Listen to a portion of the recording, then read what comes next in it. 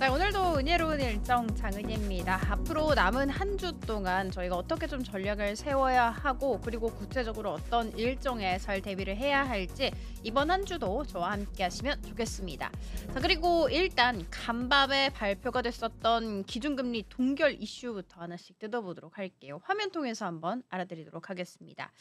미국 기준금리 동결 소식을 좀 중심으로 해서 최근 경제 흐름과 그 안에 담긴 시그널을 좀 함께 풀어보도록 할 텐데 자, 먼저 결론부터 말씀을 드리면 아시는 것처럼 연준이 기준금리를 현재 4.25에서 4.5% 수준으로 동결한다고 발표를 했습니다. 이로써 트럼프 대통령 취임 이후 세 차례의 FOMC 그러니까 연방공개시장위원회 회의 모두 금리를 건드리지 않고 유지를 한 셈이죠. 이 발표는 트럼프 대통령의 관세 정책이 본격화된 이후에 처음 나오는 금리 결정이었기 때문에 더 많은 시장의 관심을 받았습니다. 왜냐하면 이 관세라는 게 말이죠. 단순히 수입품, 물가만 올리는 게 아니고 경제 전반에 굉장히 좀 복합적인 영향을 주기 때문입니다. 연준은 이번 결정의 배경을 설명하면서 한 가지 핵심 메시지를 전했습니다. 바로 경제 전망에 대한 불확실성이 커졌다라고 했죠.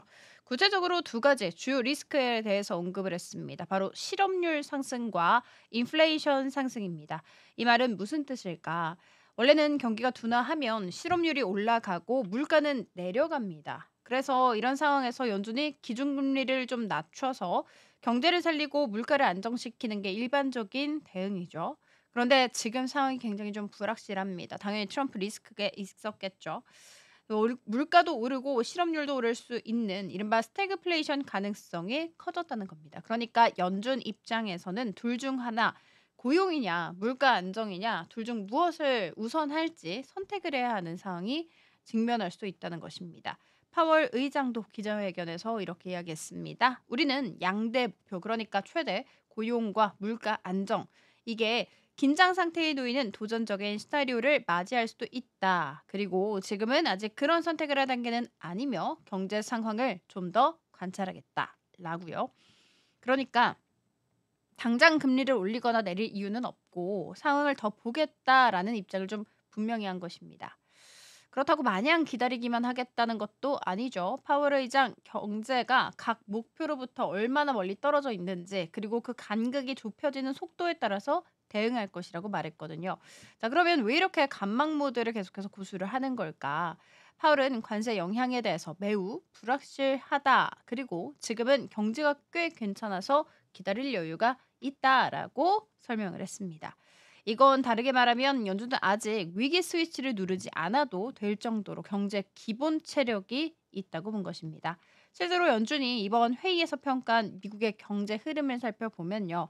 1분기 GDP가 물론 소폭 역성장 마이너스 0.3%를 기록을 했지만 이건 관세 반려 전에 수입이 급증한 영향이라는 분석이었고 노동시장도 꽤 괜찮다고 했습니다. 실업률 낮고 고용은 탄탄하다는 평가. 다만 인플레이션은 여전히 좀 높은 수준이긴 하다고 언급을 했죠. 이런 배경에서 연준은 지금은 너무 빠르게 움직이기보다는 조심스럽게 가야 할 때라고 보는 것입니다. 실제로 클리블랜드 연방준비은행 총재인 베스 해맥도 이렇게 말했어요. 잘못된 방향으로 빠르게 움직이는 것보다는 천천히라도 올바른 방향으로 가는 게 낫다. 정확히 연준의 현재 스탠스를 보여주는 말이라고 해석 가능합니다. 그런데 한편에서는 이런 우려도 나옵니다. 너무 늦게 조치하면 경기 침체를 피하기 어려울 수도 있다라는 경고죠. 뉴욕타임스도 여기에 대해서 경제가 명확하게 약해졌다는 신호가 나온 다음에야 대응하면 이미 늦다.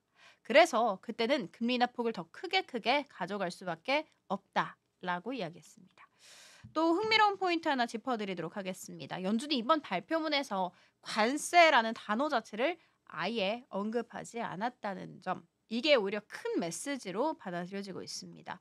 블룸버그는 이 관세라는 단어를 일절 쓰지 않았다는 건 대단한 일이다 라고까지 했는데 이건 연준이 매우 신중하게 접근하고 있는 걸 보여주는 신호입니다.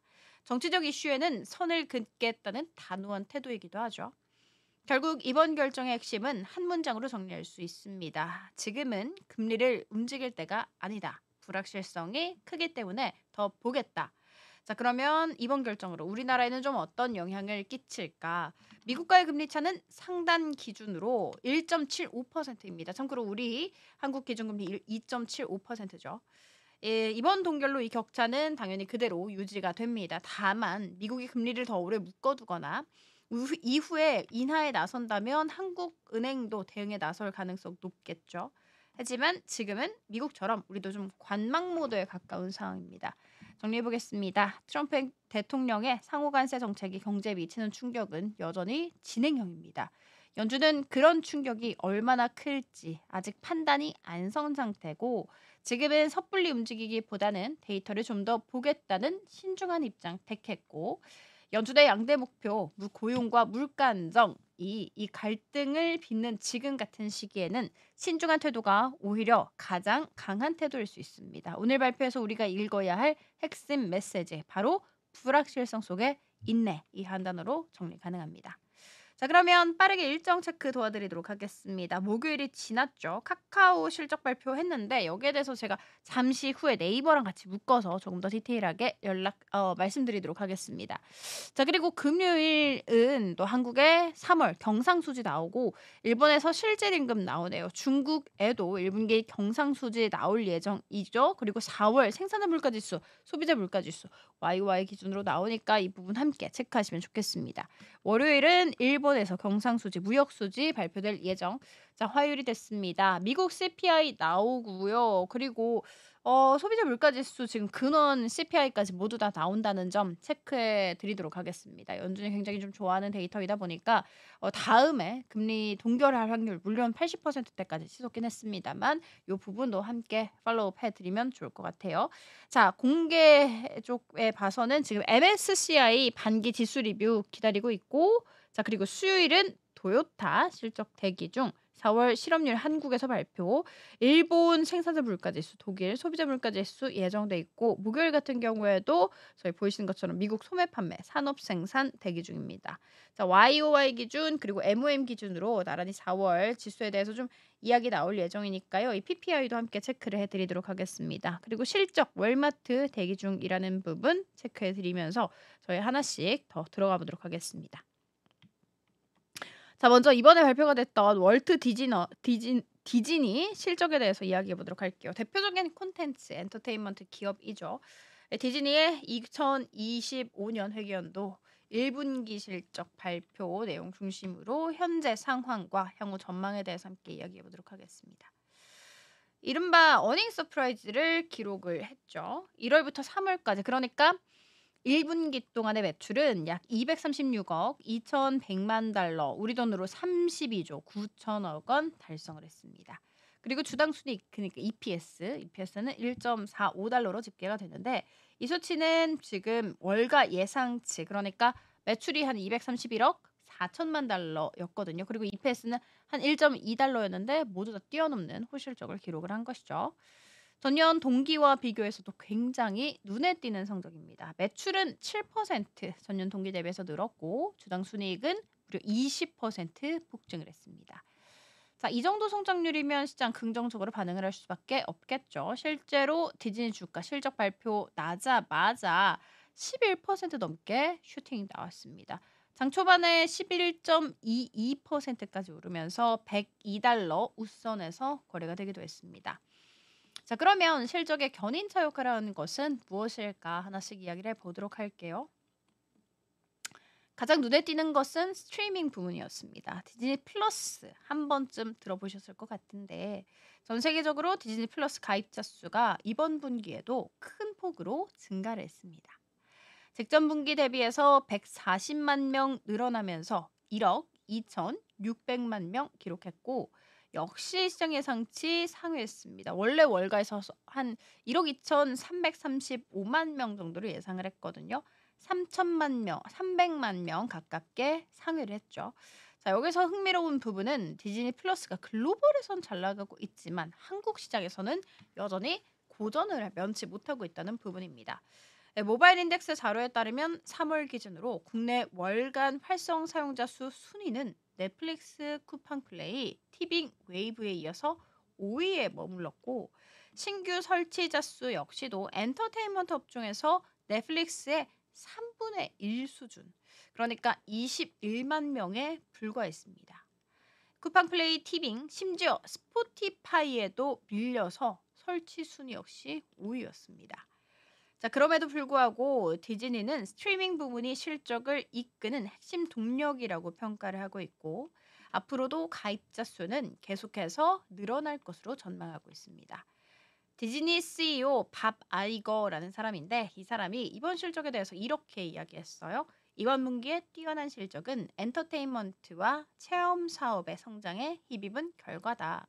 이어서 곧 개봉할 영화들, 스포츠 스트리밍 플랫폼의 신규 서비스, 그리고 체험 사업에서 진행 중인 대형 프로젝트 등 앞으로 기대할 것이 훨씬 많다라고 강조를 했죠.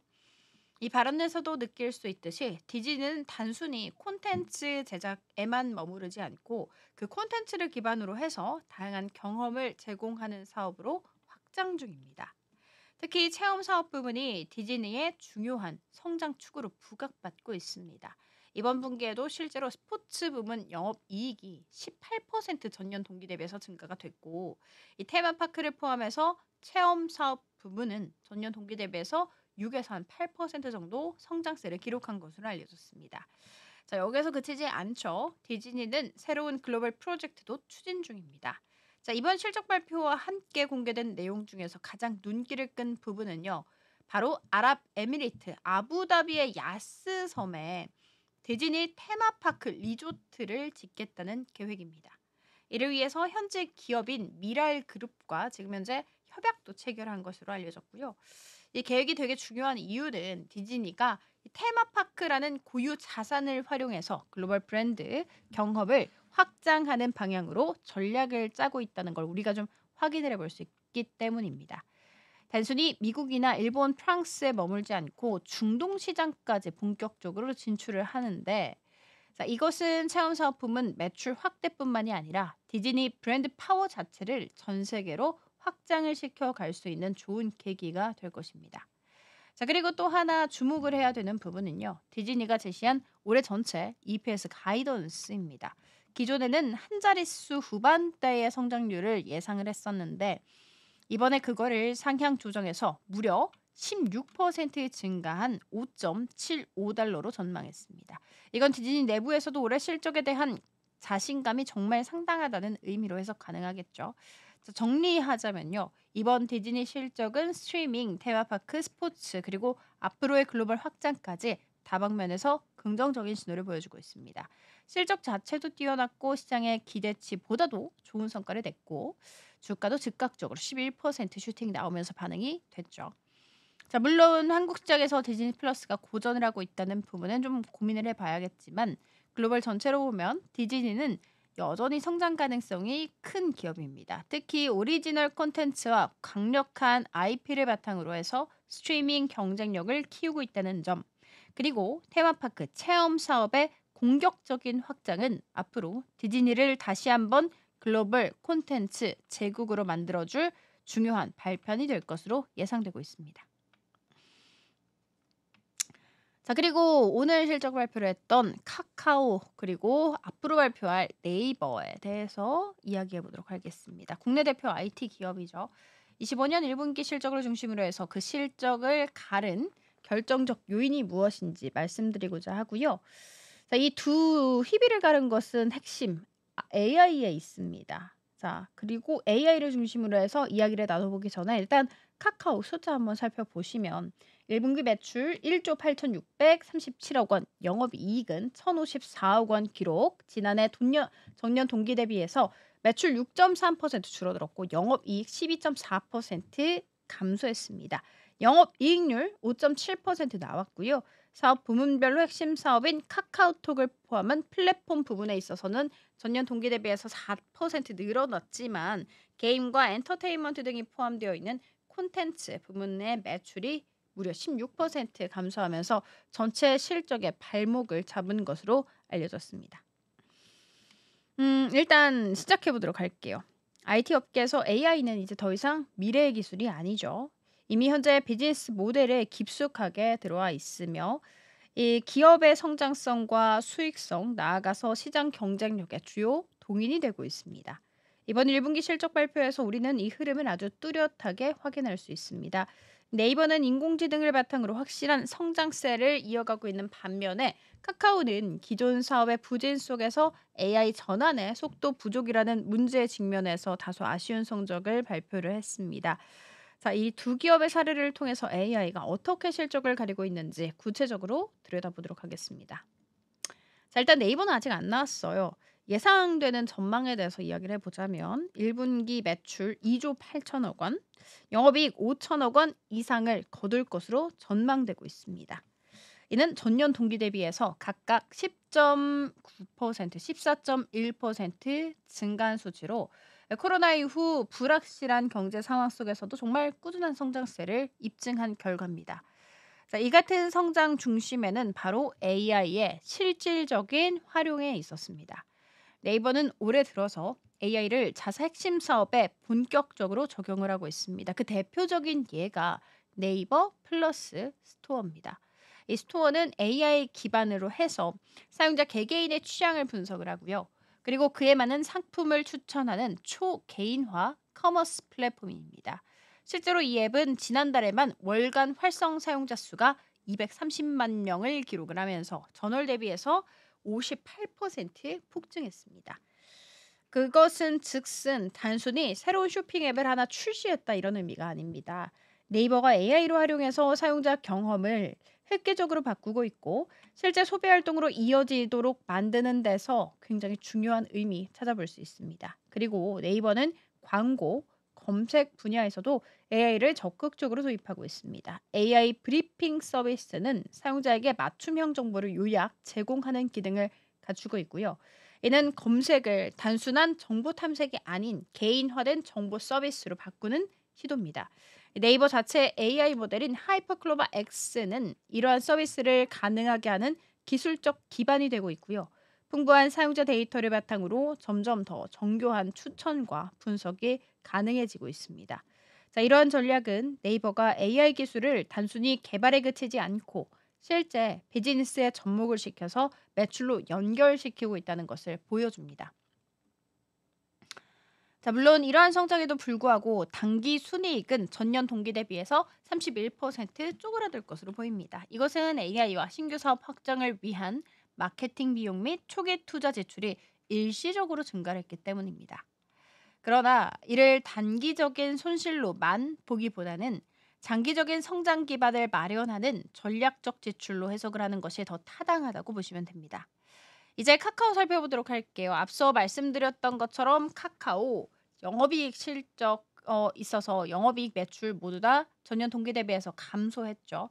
특히 주력 분야였었던 콘텐츠, 커머스 부분에 있어서 성장이 좀 정체되거나 감소세를 보이면서 전체 실적에 부정적인 영향을 미쳤습니다. 카카오톡 광고인 톡비즈 매출은 일정 수준 유지가 되고 있지만 메신저 광고 시장 자체가 성숙기에 접어들면서 고성장을 기대하기는 어려운 상황입니다. 자, 여기서 앞서 말씀드렸던 것처럼 진짜 큰 문제는 콘텐츠에 있습니다. 카카오 게임즈를 비롯해서 게임, 뮤직, 웹툰 등 대부분의 콘텐츠 부문이 역성장을 기록을 하고 있습니다. 특히 이 안에서 카카오 게임즈 같은 경우에는 전년 동기 대비해서 한 30%가량 쪼그라들 것이라고 생각을 했었는데 까놓고 보니까 40%나 급감을 했죠. 그래서 실적 전반에 큰 타격을 줬습니다. 그리고 AI 분야 살펴보면 카카오는 아직도 눈에 띄는 성과를 보여주지 못하고 있습니다. 물론 변화의 움직임은 있습니다. 지난 2월에 카카오는 오픈 AI와의 협업 계획을 발표를 하면서 카나나라는 이런 이름의 대화형 AI 에이전트를 개발 중입니다. 오늘은 2분기, 이르면 2분기 중으로 베타 테스트 돌입할 것이라는 이야기도 함께 콩쿨에서 내놨다는 점. 이 카나나는요, 사용자의 과거 대화를 분석을 해서 가장 적절한 응답을 제시하는 초개인화 서비스를 목표로 하고 있으며 연내 카카오톡에 탑재될 예정입니다. 장기적으로는 이 서비스를 유료 구독 모델로 전환해서 수익화까지 노리고 있는 것으로 알려졌습니다. 하지만 이 모든 계획은 진행 중에 머물러 있습니다. 네이버가 이미 이 AI를 통해서 실적에 반영되는 수준까지 도달한 반면에 카카오 같은 경우에는 AI 전환에 대한 의지와 방향은 아직 명확하지만 아직 실제 성과로 연결되지 못하고 있어서 실적에 희비가 좀 엇갈리는 것이죠. 특히 투자자나 시장 입장에서는 지금의 이 숫자가 굉장히 중요한 부분이기 때문에 이러한 숫자는 실적과 주가 모두 영향을 미칩니다. 예, 결국 이 두 기업의 차이는요. 기술의 도입 자체가 아니라 그 기술을 얼마나 빠르게 실질적인 서비스로 전환을 하고 얼마나 효과적으로 수익화했느냐 여기에 있습니다. 이 네이버는 AI를 통해서 쇼핑 광고, 검색 전반의 서비스를 좀 경험하고 바꾸고 있고요. 이미 사용자 수, 매출 증가라는 가시적인 결과까지 만들어냈습니다. 그렇지만 카카오는 여전히 기존 사업의 한계에 갇혀 있으며 AI 역시 아직 체험 단계밖에 되지 않습니다. 앞으로 관건 명확합니다. 네이버는 현재의 성장세를 계속 이어갈 수 있을지, 특히 AI 기술의 좀 정교함과 신뢰성을 높여서 사용자 만족까지 유지될 수 있을지 중요하고, 카카오 같은 경우에는 AI 서비스를 성공적으로 런칭을 하반기 중으로 할지, 이를 통해서 새로운 수익원을 만들 수 있을지 핵심, 오픈 AI와 협업, 카나다 출시, 그리고 카카오톡 AI 기능 고도화 등의 실제 시장 기대치를 충족시킬 수 있을지 지켜봐야 될 것 같습니다. 자, 그리고 마지막 살펴보도록 할게요.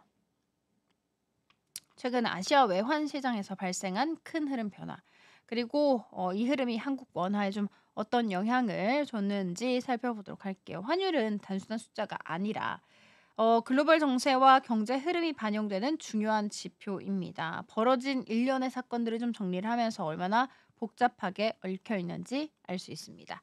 자, 먼저 시작은 대만이었습니다. 지난 주말부터 시작을 해서 아시아 통화들이 일제히 강세로 돌아선 거 눈치 많이 채셨을 것 같습니다. 이 흐름은 대만 정부가 미국과의 관세 협상에서 대만 달러 절상, 즉 자국 통화 강세를 사실상 용인한 거 아니냐라는 관측이 펴지면서 시작이 됐습니다. 여기서 중요한 것은 바로 절상입니다. 이 통화가 절상이 된다라는 것은요.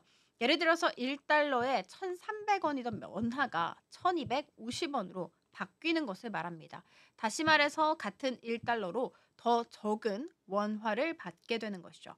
이건 우리 원화의 가치가 올라갔다는 것을 의미를 합니다. 자, 그러면 대만 달러가 왜 절상이 됐을까? 시작은 미국이 엔비디아 반도체 수출 제한을 일부 풀어줄 수 있다는 뉴스에서부터였습니다. 특히 아랍에미리트에 대한 수출 제한 완화 이야기가 나오면서 대만의 대표 반도체 기업 TSMC 같은 회사들이 수출을 더 늘릴 수 있게 됐습니다. 즉 경제가 좋아지겠다 뭐 이런 기대가 커졌던 거죠. 이후 미국과 대만이 1차 무역 협상을 진행을 했는데 협상이 끝난 직후에 대만 외환 당국이 대만 달러 강세를 특별히 막지 않자 시장에서는 오라 대만이 미국과의 협상 카드로 통화 절상을 내세운 거 아니야? 라는 해석이 돌기 시작했습니다. 여기에 불을 붙인 게 바로 대만의 생명보험사들이었습니다. 즉 생보사들이 대만 달러로 받은 보험료, 즉 부채를 미국 국채에 투자를 하면서 달러로 자산을 굴리고 있었는데 지금까지는 환율 변동 위험을 피하려고 달러를 미리 매도하는 방식으로 환회지를 해왔습니다. 그런데 최근에는 그 비중을 40%까지 확 줄였다는 이야기가 나왔죠. 왜 그랬냐?